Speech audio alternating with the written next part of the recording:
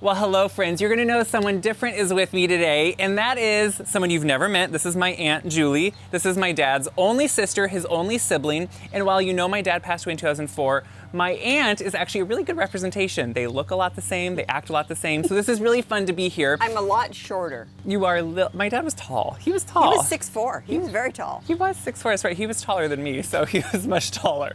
But what's great is Julie only lives a ways away. We're just about 30 minutes from home. And she has this area that's kind of a difficult spot for her in her yard and asked if I had any ideas. And I said, you know what? I think instead of ideas, why don't I just come and do it? So as long as Julie is okay with me taking the reins. I was pleased. Let's talk about what is to you difficult about this spot. This is in the back of her patio on the north side, right? Okay. And tell us a little bit. It looks a little wet. It's very wet. It gets very this part never really gets any sun. So right now we're looking about almost the most sun really that sees back here. Yes, for a few hours you'll get a little bit of sun because there are screen porch areas on both sides that shade it for a lot of the day. Very clayish, water stands in it. Doesn't drain well. Those are all things we're gonna hopefully address. You're gonna notice back there are 2 containers.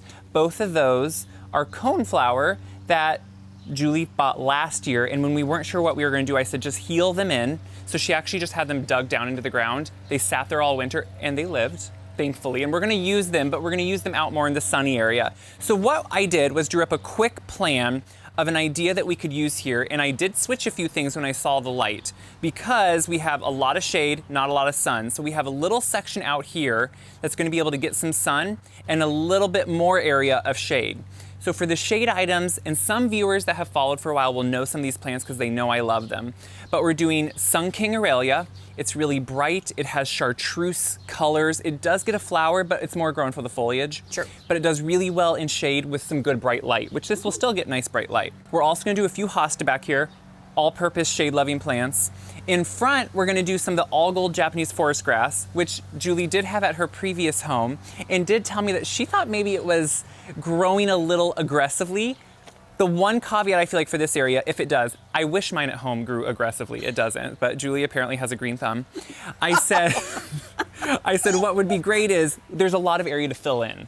So if that Japanese forest grass is able to fill in these fronts area and just take over where it's a perennial and it will die back, that's kind of a nice thing to have here. We are gonna utilize 2 pots Julie had, and we're gonna put annuals in them, just for some color, every year she can change them out depending, or I can come change them out. That's a quick one. You heard it. I can. We're gonna put in the sun area some coneflower, because coneflower can take a little bit of shade, so they should do okay even if they don't get that full sun. We're gonna do a little bit of Caradonna salvia, which I just showed Julie recently, and I like them because they have a dark stem, so they have interest anyway, and then a tall purple flower, and then some Baptisia, which is one of my favorites. It doesn't look like a lot right now, but in time, I think you'll see why. But the big thing we're gonna do today too is tackle, since it's bad soil, I'm gonna amend it slightly with some compost to make sure we can slowly start building that soil. We're gonna add some fertilizer. We're going to mulch it in the end to hopefully suppress weeds. I don't think retaining moisture is a big issue here, but suppress the weeds. Yeah, I don't like weeding. So we're gonna tackle all that today and hopefully see kind of a new fun bed. So I hope you're excited for it. I am excited. Oh, good. I think it will be a nice change. They just redid the fence back behind it, so it's all fresh and ready. And it may be a little bit of work with clay. As you know at home, this is gonna be a very different soil and garden for me because I happen to have where Julie grew up actually. She grew up in my home, well, in the home my mom lives in, and it has black, rich soil. For 8 foot down. You can just dig and there's no rocks, there's no clay. So this will be a nice change and me to get used to something new. So that's what we're gonna do. Sounds fabulous. Let's get started. So what I have started with is just making sure I turn over all the soil. I'm just using a shovel or a spade here at first to turn it over. And the reason is this has not been used for a long time. This has not been planted in for a long time. It's actually sat for a long time. And you can tell that. It's pretty clumpy and cloddy. So what I want to do is get to a point where I can get my small tiller to work with it, but also work in some amendments. What I like about this area is this is going to show if you have a small area that maybe is a hard one to work with, maybe it gets a lot of shade, maybe it gets some sun like this does, there are ways to work around that. But the most important thing to do is start with your soil health. So what I'm doing is just finishing up turning the soil, as you can see. And I'm just flipping it over And then what I'm gonna do is start sprinkling on my amendments. Now, my first amendment, and the only amendment really I'm using today, is a good organic compost. I've been using this at home too. My compost, my home pile isn't quite ready, so I've been using this a lot. And I really like this because what it's gonna do is gonna help the nutrition of the soil, help the composition of the soil. But if you look at the nice texture of it, it also is gonna help aerate the soil. And since we have kind of some drainage issues here, you can tell that this material has almost like a fine mulch quality, but it's not mulch, it's a compost. And this is gonna actually just work into that soil when I till it. So what I'm gonna do is sprinkle bags of this on before I till it so I can work it in with the tiller. I'm putting on my last bag. And with amendments, you have to remember, any amount is gonna help somewhat. It's not all gonna change the soil right away overnight, but it slowly enhances that soil. And even if you can only do a small amount, each little amount will make a difference. So before I till that in, I'm gonna make sure I put my bag there. I'm gonna use some plant tone. So again, this area doesn't necessarily have a lot of nutrients in it. And you know, when you think about newer builds, sometimes the backfill they use isn't as good either. So what I wanna make sure to do is add in some plant tone. And this is just gonna get worked into the soil overall as just an all-purpose, kind of nice fertilizer. And this is just a good way, again, if I was gonna be doing a vegetable garden, I would have done garden tone. But the plant tone here is just a nice all-purpose way to just slowly add some nice organic fertilizer. Now what I can do is start tilling. Now it could take a while. We've recently had some rain, so there is some moisture in the soil. So it could take a while to get it to a nice smooth consistency. And I brought my small tiller, not my larger one, just because that's harder to move around. This one does a good job at working up, and really what we're looking at is at least the top 4 inches. That's where I want that amendment and that plant tone to work into, and that's what these will allow me to do. So I'll get it started, and then I'll just start going through it.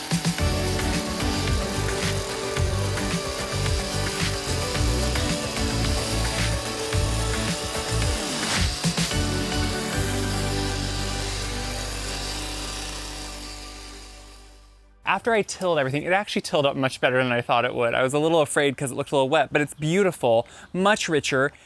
There was some sphagnum moss that I don't usually use sphagnum just because of the way it is harvested isn't always the best, but they had some just to use up, which is totally fine because it does help aerate. So in this point, I did work a little bit of what they had just right into the soil. I raked it out into an even level just to make sure, because once I till, with that tiller, as you saw, I have to kind of always be pulling back. It doesn't necessarily propel itself as easily, but it works the ground really nicely. So then I just take a rake and make sure I can level it out, which is just about perfect right now. Just remember, I'm not a professional designer.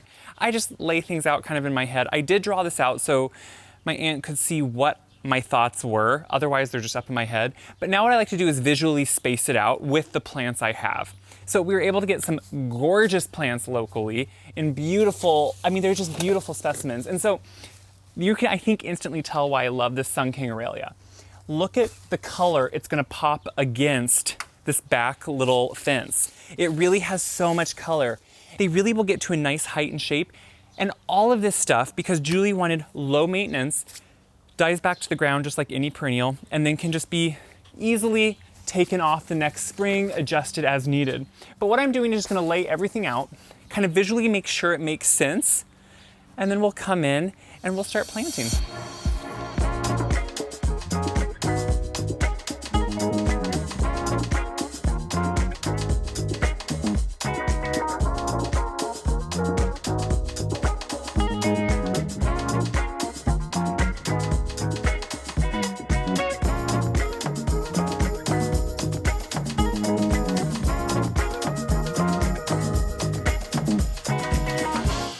I have everything laid out, and I always like that because then I can adjust slightly as needed. Now remember, there are some parameters here. There is some rock under the soil in certain areas, so I stay in further maybe. There's also, you can see just a very small amount of sun, so I'm making sure to adjust and have the sun-loving ones out there. But I picked sun perennials that can do with some partial sun too. Both Baptisia and coneflower can take a little bit of that partial sun, so they should work really well here. Now I'm gonna start with planting the Aurelia. I really love this plant because it's instant color and texture, and that's what I want. So when I go to plant them, I'm gonna make sure to dig my hole just like I would any other time. Now, since I already amended the soil, I'm not gonna amend directly in the hole itself. We amended with that wonderful compost already. So I'm just gonna dig my hole, And then right down into this hole, I'm gonna make sure to put my biotone. So again, especially in an area where you're feeling like maybe the soil's lacking, but I do this all the time at home too, get that biotone in there to really help those roots get acclimated and activated. And usually plants, you have to check how tight they are. So with this one, you can see it's actually not too bad. I can lightly break it up just a little bit. I don't want to do it too much, but just enough to kind of start exposing a little bit of those artillery roots out here on the edges. That's going to help them want to branch out. So I'm going to do that, plant it in, make sure it's not too deep. Now that's always my second thing. When you look, make sure this is not any lower in the soil than it was in the container. If it sits too low, it can suffocate the roots. It can cause rot from rain sitting on it, especially in sometimes a wet area. So then I'm just going to backfill with that soil. We already have the amendment of the compost in there. And at the end, we'll mulch everything too, which will have a few really good benefits. So it's going to take me a little bit to plant some of these things, but this is really, to me, this is now the fun part. We did the hard work. We did the amending, we did the tilling. Now we can actually plant and see some instant gratification.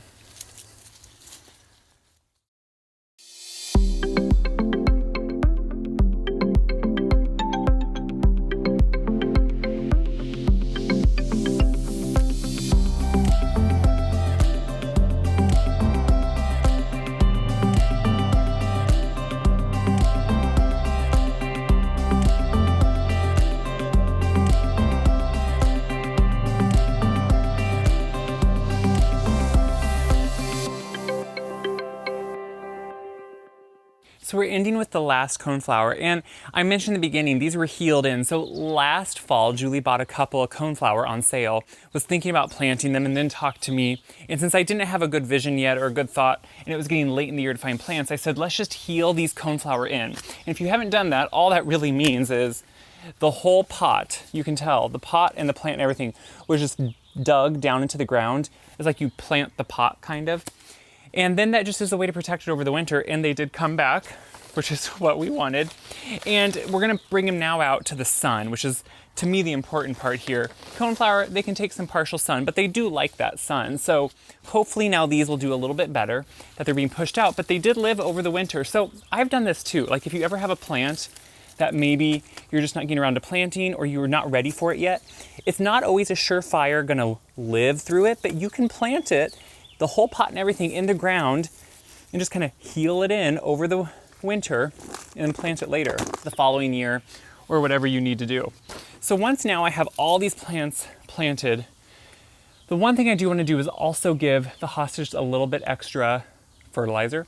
So hosta like acidic fertilizer, so I use Hollytone on them. It's just, again, you could put it down in the hole, but I like to do it a little bit slower and just put it up around the plant. This is what I'll do with some of my hosta at home in the spring. I'll just sprinkle in the Hollytone and kind of work it into the soil. This is just an added benefit for the hosta since they like those more acidic fertilizers. It's a nice organic way just to slowly feed the hosta. Nothing too strong. It just gives them a little bit of what they need. And we can do this year after year.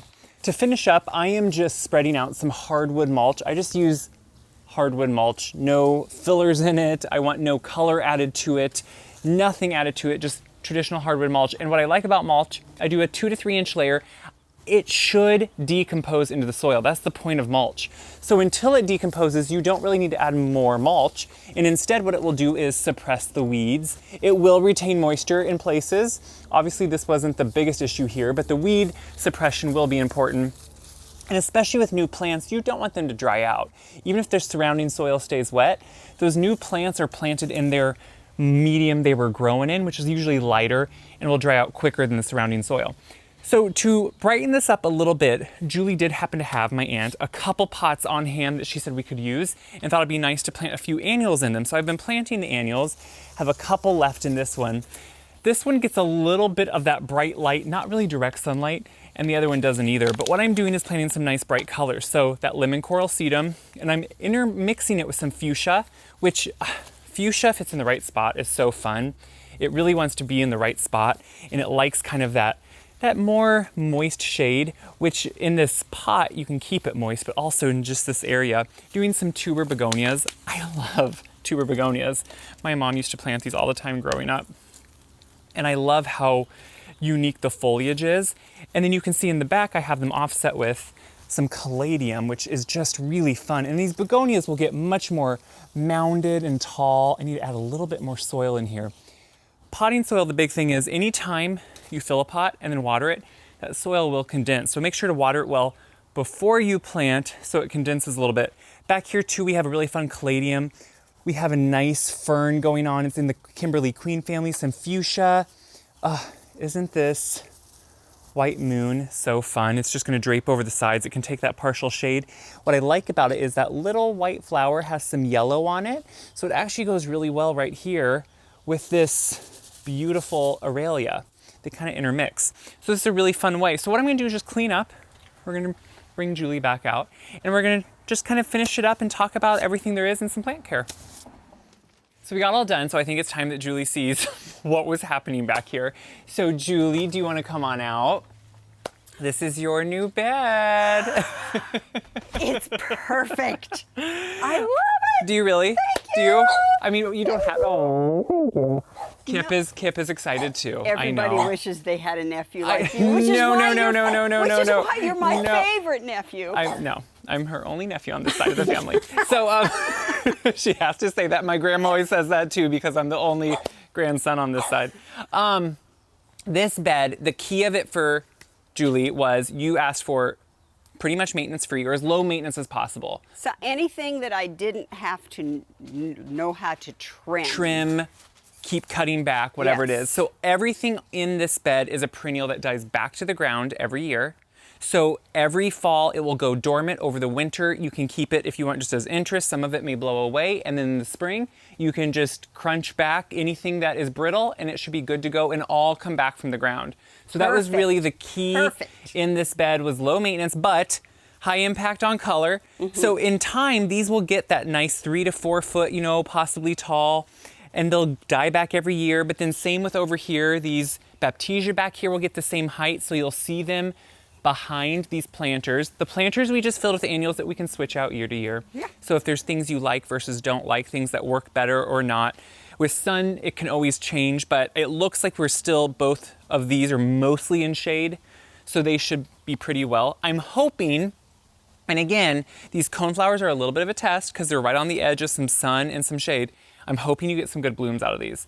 If not, it's one of the easy things that we can always adjust to something different in the future. But since they do like partial sun, I think these will actually do pretty well. And everything else, it kind of speaks for itself. But I hope for you, this is maintenance free. But I hope you also, because they have windows that look out on here, can enjoy it without having to do anything to it. Because that's kind of the point, other than water it in the beginning. Oh, yes. If it gets, no, this does stay moist, but the plants themselves are in a medium that may not stay as moist as the surrounding soil. Of course. So just like the pots themselves, these plants in this shaded more area, they probably only need it a couple times a week, I'm guessing, water at most. And we're still in a little bit cooler period. So I hope this helps. I hope this is valuable. I love it. The best thing is I'm only a phone call away, so if something doesn't work out. I always get nervous when I do something for someone else because I don't want it to, I don't want it to not do well.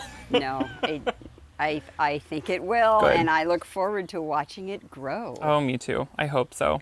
So as always, I will be sharing more of this, hopefully in future stories. I will maybe even pop in a year or two and kind of see how it's looking and how it's really adjusting. But if you enjoy this video or if this is something you can find useful, I hope you can share it around, let others see that there are ways to plant in areas that are hard, just like Julie is not alone. A lot of people live in town with areas like this that could be difficult, and I hope it can help you too. As always, check my website, wyseguide.com, for tips, for tricks, but also for recipes. They're on there too. So until next time, get out there and garden a little bit and enjoy it.